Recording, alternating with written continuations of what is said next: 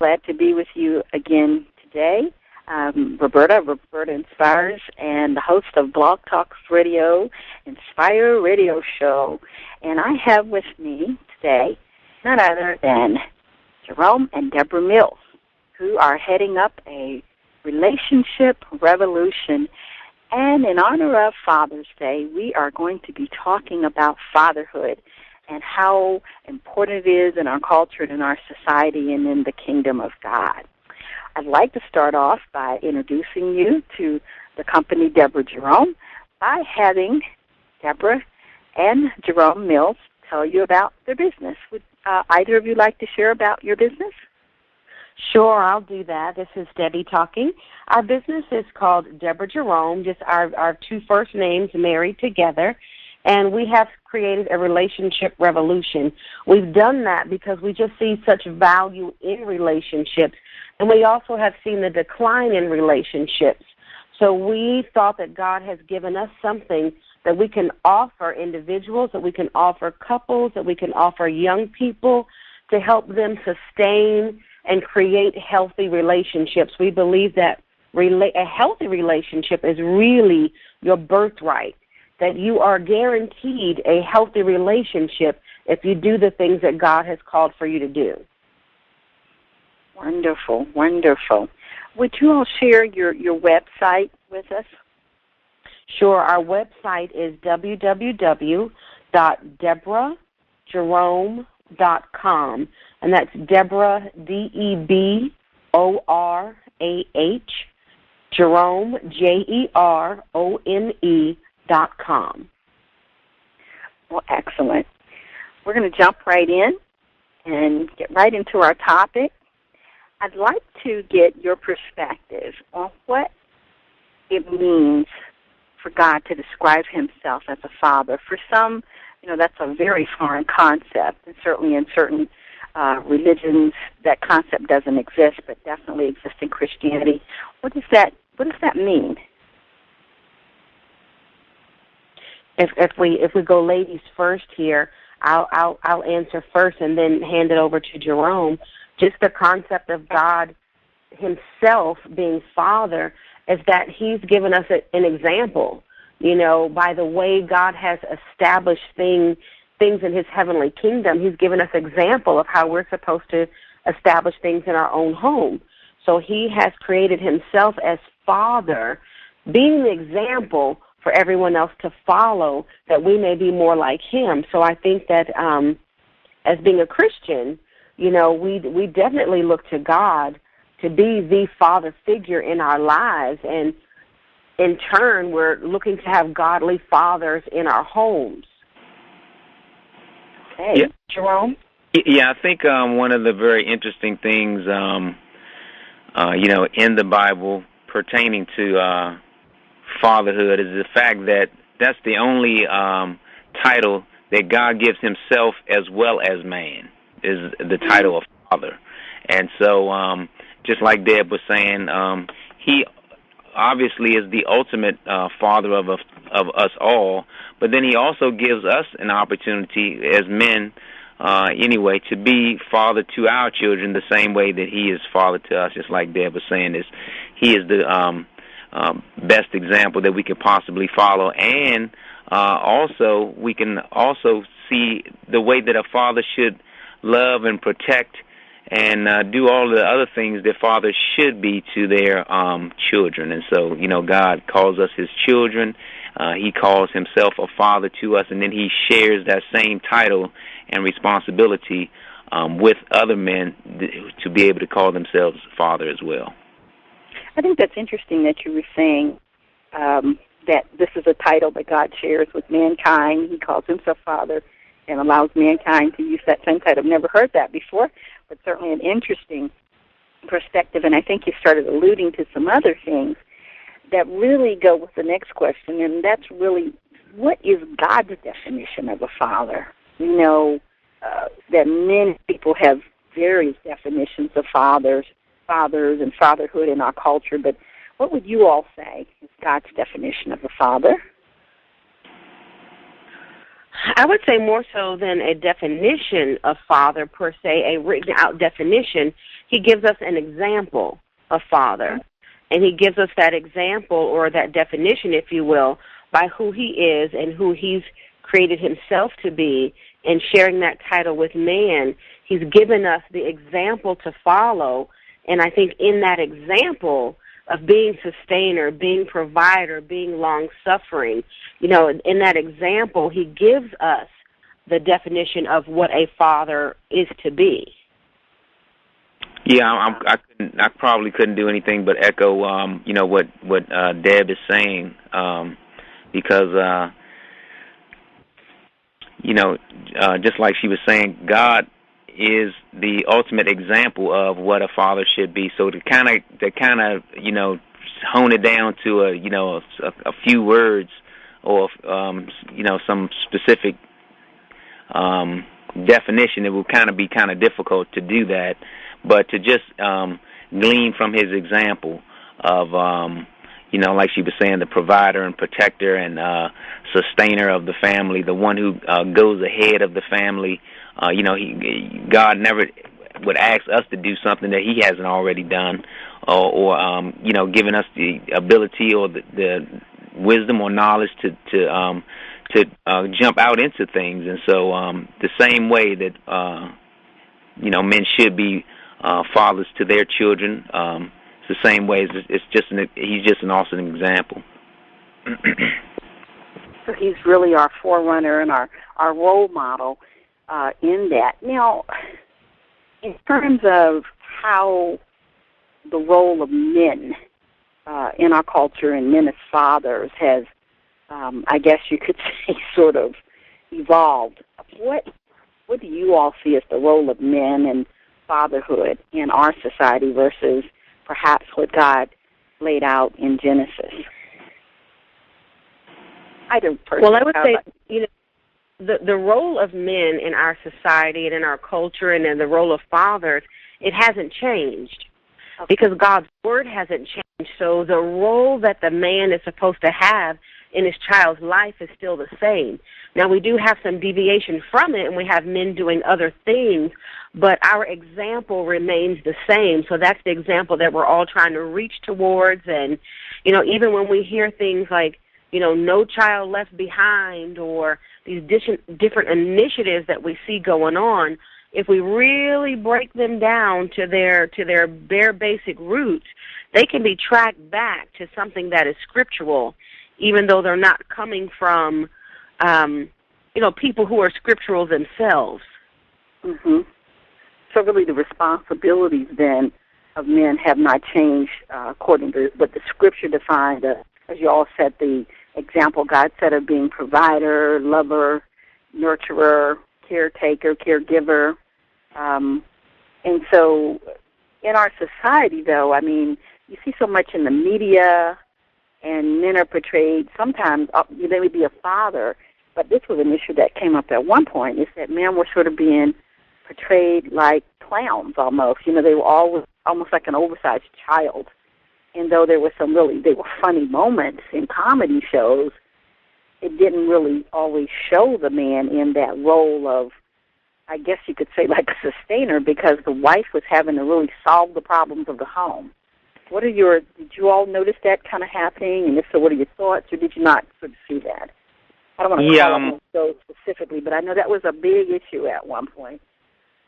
Yeah, I would kind of again tend to agree with Deb that the responsibilities haven't changed. I think that unfortunately our society has really gotten away from being a society of people who would like to do things God's way. Unfortunately, we see in all too many times where men are abrogating their responsibility of raising the family to the women, to chase their own childish fantasies, if you will, with trying to remain a child, unfortunately. And so because we see so much of that in our society, I think it's a sad state of affairs, but the the responsibility of a father and of the men still remains the same, and this is just very unfortunate that we're not seeing men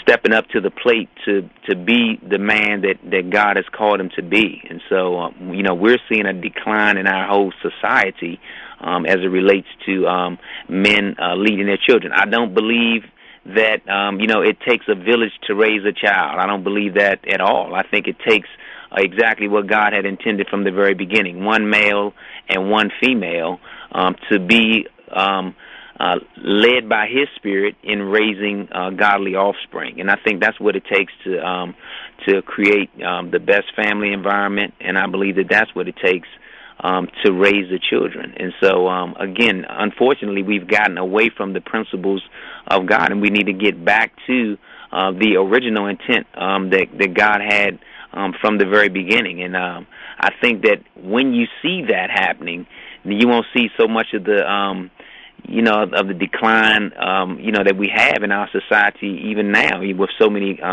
people growing up fatherless, and the having to have the women to take on the roles and responsibilities of being the provider and trying to be, like you were saying, kind of the I'm every woman and I can do it all, kind of thing. When that was never the intent or the purpose for marriage, or that was never the intent or the purpose for men to just have children and not rear them correctly. Mm-hmm. And if I could add to that, speaking of television shows are out to gain ratings. Mm-hmm. So they're going to portray the family in whatever light they think will gain them the most ratings. And that's not always going to be the most favorable light of a family. The same thing with the news. There are many good fathers in the world today, but what the news portrays is the negative. So that they, again, gain viewers, gain ratings, but there are many good fathers in the world today, but they get a bad rap because all you see is a negative on television or what gets a laugh on the comedy shows. So sensationalism, a lot of sensationalism. Because, you think back into the 50s, and there was the father, just the title of itself, the Father Knows Best, and Ward Cleaver. And I think it was the Nelson family or something like that. And the father was a very strong person who really just, seemed to handle everything, and the wife assisted along. And then it seemed he went to, I think, almost to the 70s, where the family really just kind of knocked aside a little bit, as we got into the trying to female equality issues and so forth. And then by the time we hit into the 80s, you started to get, and I'll use these shows as examples because they definitely come to mind, the Roseanne Barr show, which was a whole nother look at families, and the character Dan in that family, Tim Allen in Home Improvement, and they were both kind of along for the ride, but weren't pictured as being those strong, smart, people who could actually guide a family. Right. And I think that somewhere along the way, that began to be an image of manhood. And we know certainly, the way the media and so forth a lot of times portrayed African American men was even worse than that.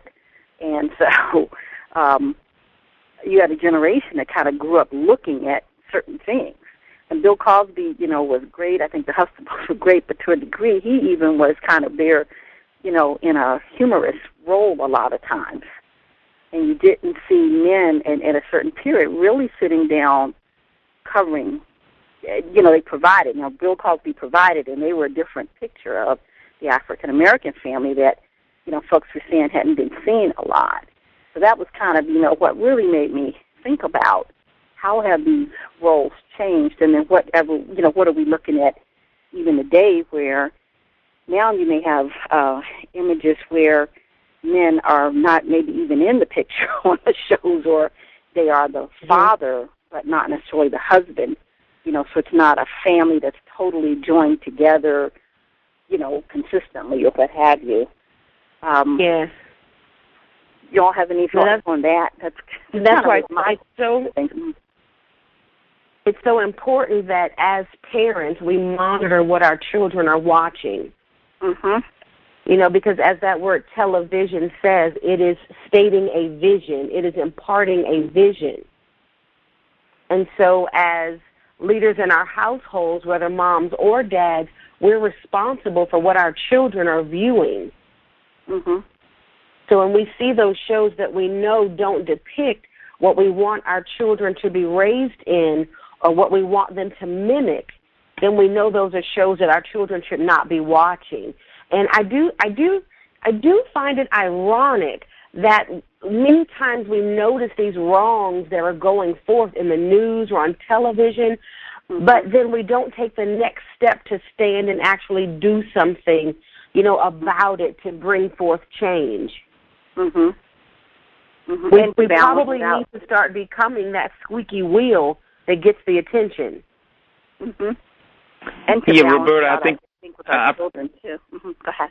Yeah, and I was going to say, Roberta, I think you're spot on with really noticing the change from the, from the television perspective of, what the role of the father was in the house from back in the 50s. Because I can remember growing up as a young man and watching those older shows from the 50s. I mean, I was born in the 60s and was watching my television, I guess, in the 60s and 70s or whatever, and looking at the older shows, and like you said, seeing a nice, strong father figure, But also one of the things about today's television and back in those days television, the television today, to me, is more about strictly entertainment. The television that we saw back in the 50s, where there was a lot of family values and lessons learned in the television programming, and today there's no you look at these modern families and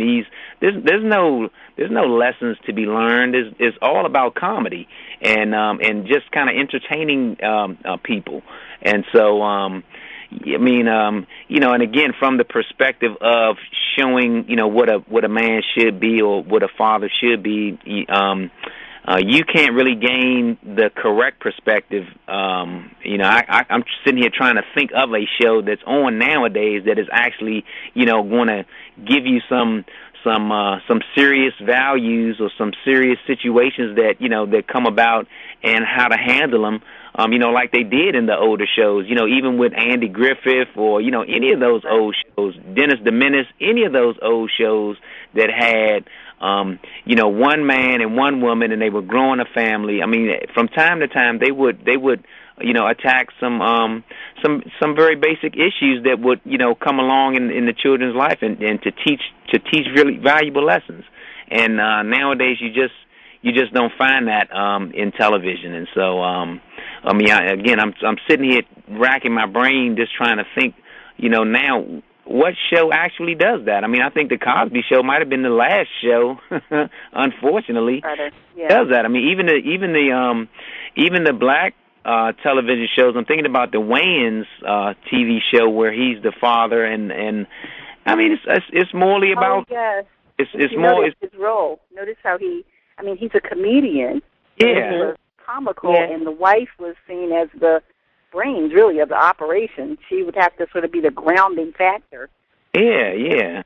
I just think it's sad. Hopefully, it's just from my perspective a little bit also, the OWN network, hopefully Oprah will, you know what I'm saying, somebody would pilot or, start to think, if I put a show together that's about a real family, what real family values are, and can put it somewhere to be aired where, you like to see some intelligent television programming, I think you probably see some good ratings, but people are just not, people can't see what nobody's putting out.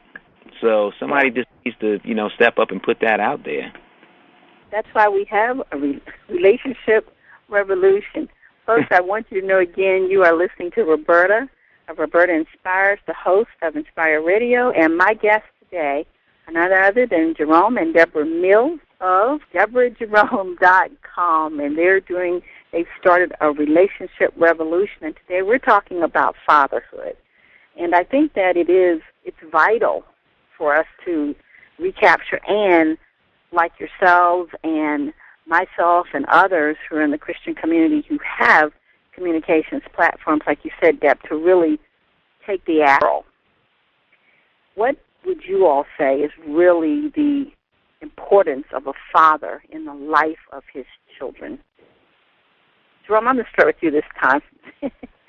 The importance of a father in the life of his child. I mean, to say that the role of a father is vitally important. I mean, I guess that, and again, I just have to, kind of speak from my heart on this one.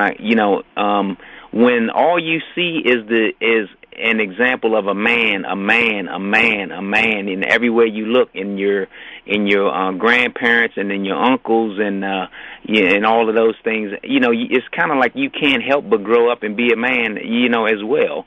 And so, words can't even, I can't even bring the words to my mind of how extremely important it is, for men to assume the role and take the responsibility, that God has entrusted them with of the family, to be there to look ahead and provide, and to be the lead person, not only in the life of the family, but then also in the lives of the children as well. I mean, children need to see an example one-on-one and every day and face-to-face, so that they will learn by the example, not learn by someone telling them something or, reading it in a book or seeing somebody else's parent and try to mimic, either what they see on TV or mimic what they see someone else doing. No, they need the example before them daily.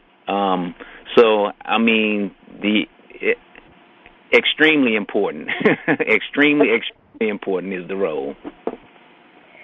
Deb, what would you say about that? I would say just from our lives, we have 3 children, and just the importance of Jerome's role in the children's lives, it's just priceless. It's priceless. He, as a father, he's given them the balance of seeing both sides of parenthood. As a father, he's given them the example of seeing God in the flesh, what God looks like through this man. So that role of a father just demonstrates so many things to a child that a mother can try to give and a mother can do to the best of her ability, but that a mother is not necessarily equipped to provide. Mm-hmm. In many cases, as moms, we fill in, but we're not a substitute. Right. I agree with that. I mean, I think God has really equipped us, men and women, so differently and yet so complementary to each other that it takes the two together to really give you the whole picture. Absolutely. The whole image of God, so to speak, in terms of, how he really relates to his children. Yes. Now, yes. What you just said caused me to think back to, Jerome, I don't know if you remember this, and I'm trying to think who it was, but a teaching that we sat under, and the teacher was explaining how God is all one. God is all one. Everything you need, God is it. Whether it's male characteristic, female characteristic, God says that I am the breasty one. So right. God is all one, but then when he created Adam was also all one. And when he pulled Eve out of Adam, he separated those characteristics. So in order for our children to benefit from the all one of God in this family environment, they need that male and that female to bring the all one back into unity. Now, I personally believe that. I really do. I think there's, the balance. In my family, my grandparents provided that picture for us as children. But my grandfather, you could almost ask any child in the family, especially, a certain age, my grandfather provided such a picture of stability. He was a man of God, and just a picture of stability and provision and that, the kids were just like, whoa, daddy, daddy, daddy, And my grandmother balanced everything out. It was just neat to see and to know that your needs were going to be met, whatever it was. If you needed wisdom, they both were able to give it. They gave love, both in their own. A difference, and as far as men and women, we both have our degree and level of authority, but God has placed that man as the authority in the home. Mm-hmm. And children recognize that, whether it's your child or somebody else's, they recognize that. Yes, they do. I just had a similar experience to yours, where I had a little boy, a middle schooler, to walk out of a classroom. Mm-hmm. Well, I know if I had gone to get him, he would have just showed out on me. Right. I already know that. I would have brought him back to the classroom eventually, but I know he would have showed out on me. So a male counterpart, a male teacher says, I'll go get him, Miss Mills. And 5 minutes later, I see him trailing behind his teacher down the hallway. Mm-hmm. Because even though that gentleman was not his father, he recognized the authority in that man to let me be quiet and get myself back in this classroom. Yes. Yes, fast. He would have given me 500 words and maybe then gone back in the classroom.